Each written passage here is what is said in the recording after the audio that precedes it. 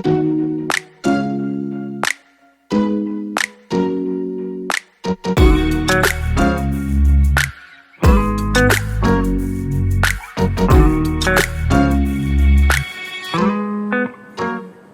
what is up, you sexy motherfuckers? Welcome back to another episode of the Talk Travel to Me podcast. As always, I'm your host, Sean King. Today, we are going to talk about Malaysia. If you recently listened to the Singapore podcast, then you know exactly where Malaysia is located. And if you didn't, well, one, take your ass back and listen to the Singapore podcast. And two, it is located above Singapore and below Thailand. If you don't know where that is, I can't really do much for you. Anyways, on today's podcast, I'm going to talk about 10 things you need to know before visiting Malaysia. So, without any further ado, let's go ahead and kick this shit off. Number one, I always like to get the bad shit out of the way first. Number one is it is hot and humid in Malaysia. Much like Singapore, Malaysia has a very similar temperature 365 days a year. I'm not really cool with that. If it was like California and it had a very similar temperature 365 days a year, which was 75 and sunny, I'd be down for that. It's not 75 and sunny. It's like 95 and humid. So when you visit, expect to sweat your little tits off, because it's no joke there. But, go ahead, got number one out of the way. It's not a huge deal. You're going to get sweaty. That's what happens when you travel. Let's go ahead and jump to number two. I was actually surprised when Connor and I arrived in Malaysia. The idea was to go to Kuala Lumpur, which is the capital of Malaysia. I sure hope it's the capital of Malaysia, because I've been saying it's the capital of Malaysia, and I'm not quite sure. But I'm like 85% sure Kuala Lumpur is the capital of Malaysia. Anyways, if you're going to Malaysia, you're probably going to Kuala Lumpur, so we're going to talk mostly about that. Now, the airport that you're going to fly into is about an hour, actually it is an hour away from the main downtown city area. So be prepared for a bit of a drive. I was kind of surprised by how far away the airport was when we arrived compared to where the city was.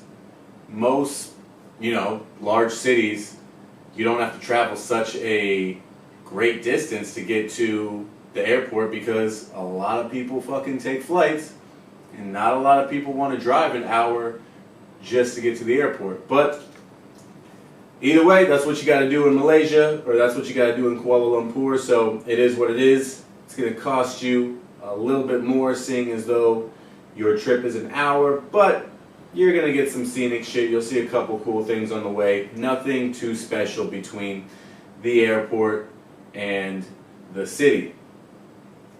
Number three, Malaysia consists of tons of different cultures.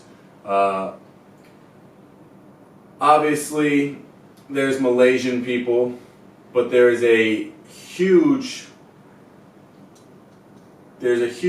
fingerprint of Chinese people in Malaysia, as well as Indian people. They all seem to get along very well together, and obviously there's other people besides Chinese, Malaysian, and Indian, but I would say those are the three main ethnicities that make up Malaysia, which kind of leads us into number four.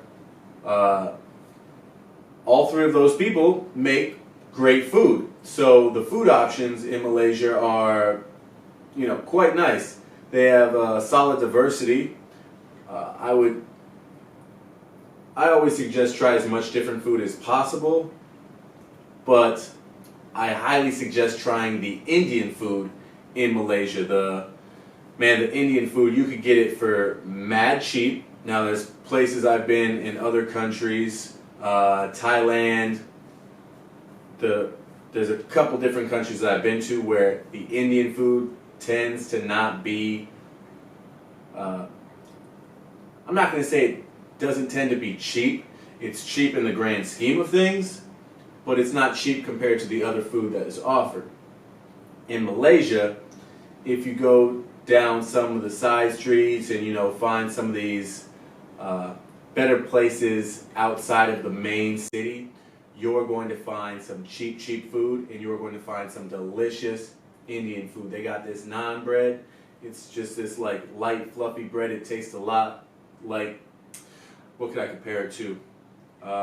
Indian fried bread. It's like Indian fried bread, but red dot Indians and not feather Indians. And that shit ain't racist, I'm just letting you know. Anyways, it's incredible. Their food is so fucking good, and like I said, you can get it for mad cheap just outside the city. So try the Indian food. Number 5, shopping, shopping, shopping. Shopping, shopping. I'm pretty sure Kuala Lumpur is built on a fucking mall. Not just one mall. Apparently, I believe they have like the most malls, in quotation marks, per square mile or kilometer. I don't know exactly what it is. Like in the entire world. Their city is basically built on malls. It's absolutely insane. Connor and I started exploring. They have, not only do they build up, but they build down too. So there's a large portion of their malls are underground, and then they go 5, 6 stories high. So you walk into these places, and the crazy thing is you'll walk into some place and you'll start looking around, you'll go up a couple floors, you'll go down, you'll have no idea where you are. You pop out, and you're not only across the street, but you're across the street down like 3 or 4 blocks.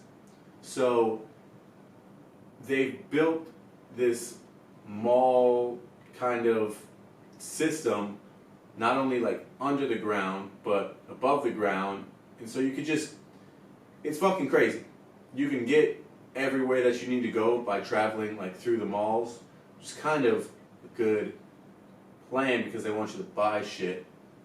Either way, you've got very high-end places to buy stuff, like the super fancy Louis Vuitton.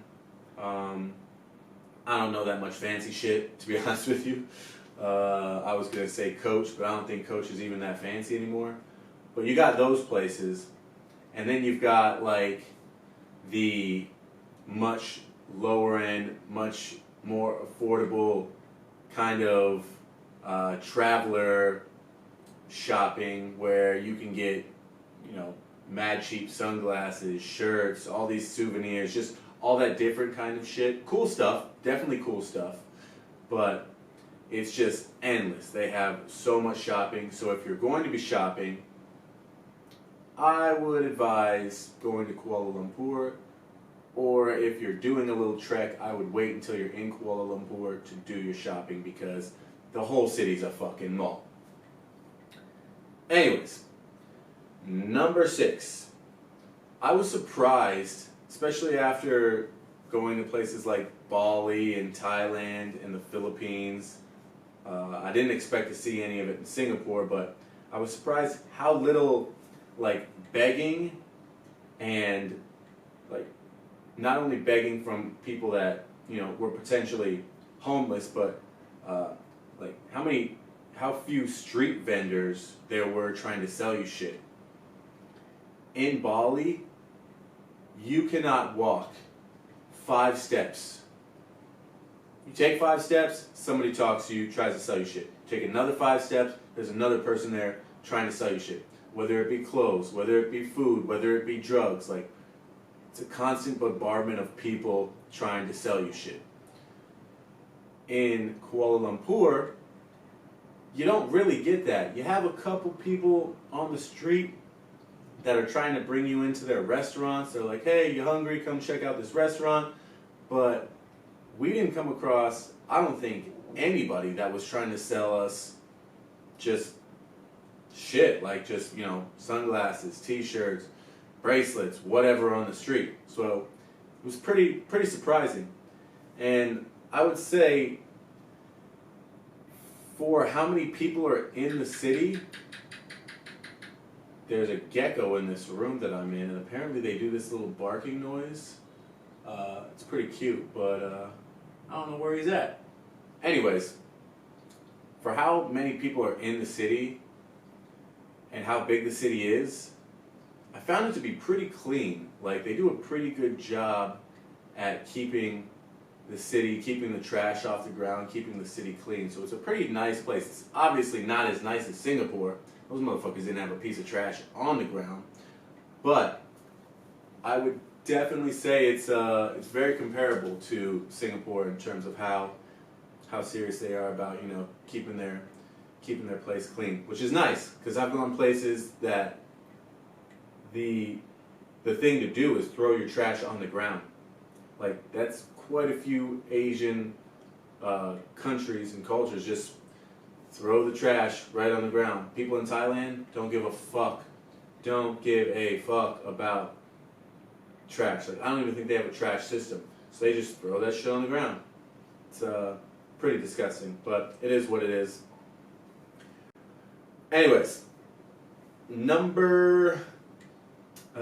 do number 7. I think that's what we're at. Number 7. Now we're going to get into a few things that you must see if you're visiting Kuala Lumpur. These are must-sees on your list.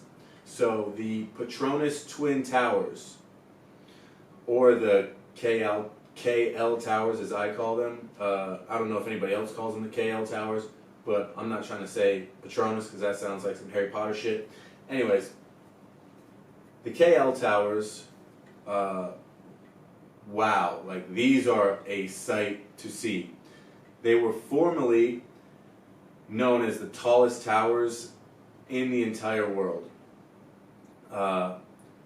There's a very interesting story behind them. I can't remember the gentleman's name that built the towers, but I know that he was Argentinian born. He was born in Argentina, which is kind of strange. I guess they just kind of hired out some contractors and he had the coolest fucking idea. And so they're like, awesome, come here and build these sweet ass towers.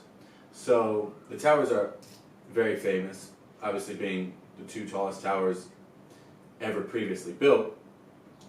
The idea when building them was to build them in this kind of circle spiral shape, and the gentleman that built them, he believes that even if they're not the tallest towers now, that they will forever be the tallest towers in his mind because of the idea behind the construction of the towers. The pillars, the circular style, was supposed to represent kind of like a staircase leading up, and then the tip of the point, even though again it's not the tallest point of any building in the world anymore, he believes the style allows it to extend up into the heavens, as they were both gateways into the heavens. So in his mind, they will always be the tallest towers in the world.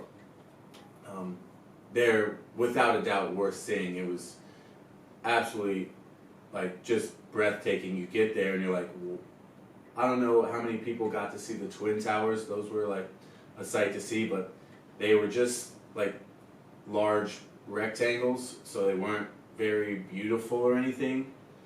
Not saying they weren't cool, don't take it personal, but these towers are a true like work of art. The architecture is absolutely just stunning, and you can take some pretty cool pictures in front of them. If you don't know what the KL Towers are, just look it up. yeah, worth seeing. It's free to see them. I'm sure you can go up inside them. I actually don't know what's in them. Probably some business related shit, but they're really awesome. Anyways, number 8. Without a doubt in my mind, the coolest view that I saw while in Kuala Lumpur has to be from the, how do you say this, Menara? I don't know if I'm saying that right, Menara. I call it the KL Space Needle. It's much like the Space Needle in Vegas or in Seattle. I think it might be taller than those. I'm pretty sure it's taller than those. But you can go up to the top, and Connor and myself were lucky enough to have like dinner, or no, it was lunch. We had a buffet lunch up there, and the main piece where you go up to actually rotates, so it'll spin while you're eating. It'll slowly spin and show you a 360-degree view of all of Kuala Lumpur. And I was able to get some pretty wicked-ass pictures that I posted on my Instagram. I would, man, put that shit on your bucket list. If you're going to Kuala Lumpur, I don't know exactly how much it was because we didn't have to pay for it to go up there. We just had something kind of planned out for us, but worth the views. The food was delicious. The views were incredible. It was definitely something that you need to do if you're there. I mean, it was fucking awesome. So, number 9. Let's see. Batu Caves. Batu Caves are actually one of the most visited attractions in Kuala Lumpur, and they are a must visit. They're actually, it's made up of 3 major caves and a number of smaller caves. The Cathedral Cave is the largest and most popular, and within the Cathedral Cave lies a famous 100-plus-year-old Hindu temple. It's hidden deep in the limestone.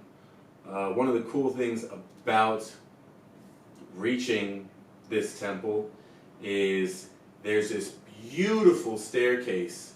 I'm sure people have seen it on, Instagram or, from drone shots, different shit like that. But there's a bunch of stairs, 272 stairs to be exact, and they lead all the way up to these caves. And each section of the stairs, I'd say probably every 10 stairs, is painted a different color. So it's really it's just a really cool sight to see when you're seeing almost 300 stairs of these rainbow painted colors that lead up to this cave. There's a giant gold statue out front. I forget who the gold statue is of. I know there's a temple at the bottom for Ganesh. I forget who the giant gold statue is of, though. It's slipping my mind right now. But it's a Hindu temple, obviously, and yeah, it's just wicked to see. If you could make it up to 272 steps, which I'm not going to lie, was difficult, especially with how hot it was out there. It's a pretty cool view and just great picture opportunities. Everything around there's a couple different temples around that area. They're all painted in these just rainbow colors, like greens, purples, blues, reds, yellows. Like it's very beautiful. So if you're looking to get some sweet little Instagram pics, that would be a place I would highly suggest to visit as well. And I would say go in the morning. Obviously, if you go later on in the day, not only is it going to be hot as shit, but there's going to be a lot of people there. I can tell you, anywhere that you're going to travel in Asia, actually anywhere that you're going to travel, probably in the world, there's going to be a lot of Chinese people. Nothing against the Chinese. Those motherfuckers are very well traveled. They just happen to be everywhere, especially in Asia. So, if you want to beat the crowds, if you want to get those pics where it looks like nobody's there and shit, might need to go early in the morning. It's only like 11 kilometers outside of the main city. You can either take the train system, or you can take a Grab, or you can set up some sort of little tour, but definitely worth a visit. That kind of leads me into number 10, which is transportation. Transportation in Kuala Lumpur is very cheap and easy. Like I just stated, they have a train system, underground train system. They also have an above ground train system. Don't really know how that one works, but their trains, they show you there's entry points all over the place. Just like, in New York, you just walk down the stairs underground to the train system, and they've got big maps showing you everywhere that they take them. And I know it's super cheap to get on them, and they'll take you to the caves. They'll take you, all over the place. So very cheap form of transportation there. I think they'll actually even take you to the airport. Don't quote me on that, but I'm pretty sure I remember seeing the option to go to the airport, which, it's an hour away, so it's not too bad. But you also have the option of taking Grab. Grab does work very well in KL, and it's super cheap. Again, Grab is huge in Southeast Asia. The majority of places that you have the option to go, Grab is available, and it's pretty fucking cheap. Much cheaper than taking other, taxis or anything like that. So, and it's actually cheaper, substantially cheaper than Uber. There's multiple times where I've taken trips, taken rides. Sure, granted they weren't super long rides, but I've taken rides that are less than $1. So it's like, I don't think any motherfucker in the US would ever pick you up on a trip that's less than $1. I don't even think, what's that, going from your house to the house next door to you? I don't even think you could book a trip for that cheap.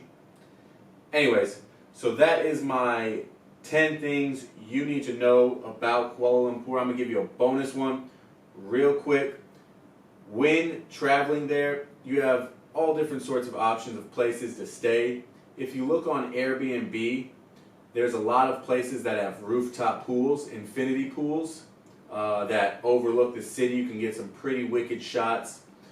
You could get somebody's little apartment for between $20 and $30 a night, and that's for 2 people. So if you're traveling with a plus one, a significant other, a friend, whatever it is, and you guys are splitting $20, $30 a night, $10, $15 at most per person for a nice apartment to yourself with an infinity pool on the roof.